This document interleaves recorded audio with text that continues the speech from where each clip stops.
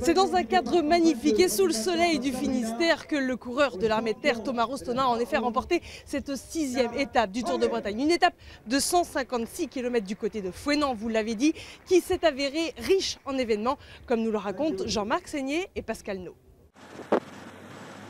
Redoutée par l'ensemble du peloton, cette 6e étape Fouesnant-Fouesnant aura tenu toutes ses promesses. Dès le début de course, alors que les prétendants à la victoire finale s'observent, un groupe d'une dizaine de coureurs prend le large. Une échappée qui va compter jusqu'à 7 minutes d'avance sur un peloton qui tarde à réagir. Parmi eux notamment Milan Menten de la Lotto Soudal, Martin Tosfeld de la Rabobank, mais aussi Reidar Borgensen de la Team Joker. 3 hommes qui pointent au général à moins de 50 secondes du leader. Mais il fallait aujourd'hui un 4e larron pour tirer les marrons du feu.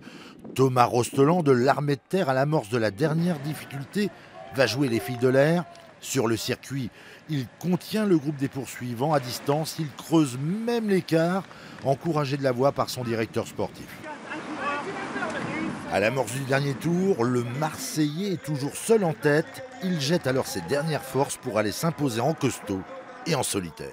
Je suis vraiment content pour l'équipe et on a fait un super boulot toute la semaine. Et voilà, maintenant on est récompensé, on a fait un beau Tour de Bretagne.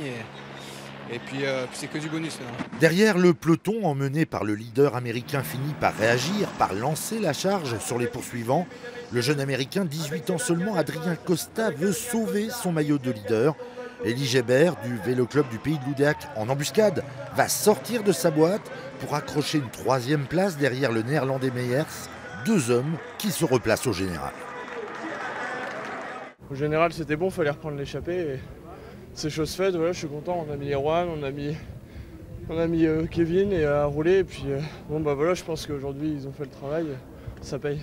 Du côté du classement général, ça a été serré, mais c'est toujours le franco-américain Adrien Costa qui conserve le maillot de leader, maillot qu'il porte depuis jeudi soir et sa victoire à Lannion.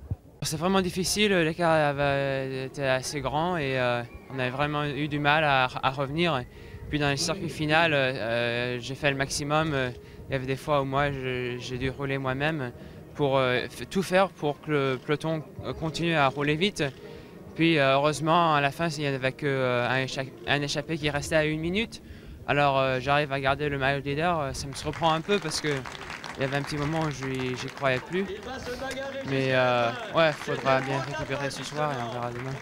Adrien Costa qui aura besoin du soutien de toute son équipe pour conserver ce maillot de leader lors de la 7e et dernière étape de ce Tour de Bretagne qui se déroulera dans les Côtes d'Armor, vous le savez. 7e et dernière étape qui partira à 13h15 pour 150 derniers kilomètres, direction Dinan, sur un circuit particulièrement difficile, vallonné et sinueux. Il devrait être propice aux échappées.